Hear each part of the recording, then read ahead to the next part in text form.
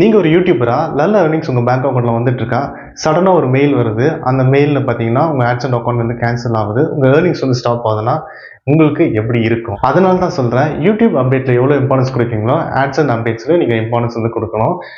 So எல்லாருக்கும் ஒரு email வந்திருக்கு. அந்த இமெயிலில் பார்த்தீங்கன்னா என்ன பண்ணணும் என்ன பண்ணக்கூடாதுன்னு சொல்லி வந்திருக்கு.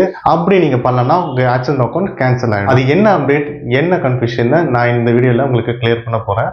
நிறைய யூடியூபர்ஸ்க்கு ஒரு வெரிஃபிகேஷன் இமெயில் ஒன்று வந்திருக்கு. அந்த வெரிஃபிகேஷன் இமெயிலுக்கு தெரிஞ்சுக்க முன்னாடி முதல்ல வெரிஃபிகேஷன்னா என்ன டைப்ஸ் ஆஃப் வெரிஃபிகேஷன் தெரிஞ்சுக்கலாம். 2 டைப் ஆஃப் வெரிஃபிகேஷனுக்கு, ஒன்று ஐடி வெரிஃபிகேஷன், இன்னொன்று பார்த்தீங்கன்னா அட்ரஸ் வெரிஃபிகேஷன். இந்த ஐடி வெரிஃபிகேஷன் பார்த்தீங்கன்னா ஆன்லைனில் தான் பண்ணணும். இந்த ஐடி வெரிஃபிகேஷன் நீங்கள் எப்போ பண்ணுவீங்கன்னா, இந்த ஆக்சஸ் அக்கௌண்ட் அப்ரூவ் ஆன பேர், அதாவது உங்கள் சேனல் வந்து அப்ரூவ் ஆன பேர் நீங்கள் இந்த ஐடி வெரிஃபிகேஷன் பண்ணுவீங்க.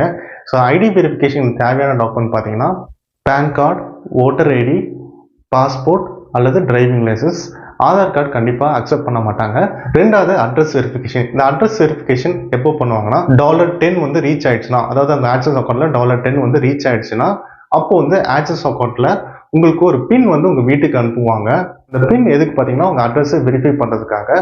இந்த பின் பார்த்தீங்கன்னா நீங்கள் வந்து திருப்பியும் வந்து ஆக்சஸ் அக்கௌண்ட்டில் வந்து சப்மிட் பண்ணணும்.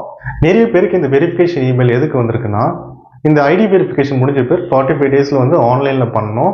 ஸோ கூகுள் என்ன பண்ணிருக்குன்னா, எல்லாருக்கும் மெயில் அனுப்பிச்சதுனால எல்லாருக்கும் ஒரு கன்ஃபியூஷன் வந்துருச்சு. ஸோ நான் அந்த கன்ஃபியூஷன் வந்து கிளியர் பண்ணுறேன். ஸோ நீங்கள் ஆல்ரெடி ஐடி வெரிஃபிகேஷன் பண்ணியிருந்தீங்கன்னா அந்த மெயிலை இக்னோர் பண்ணிவிடுங்க.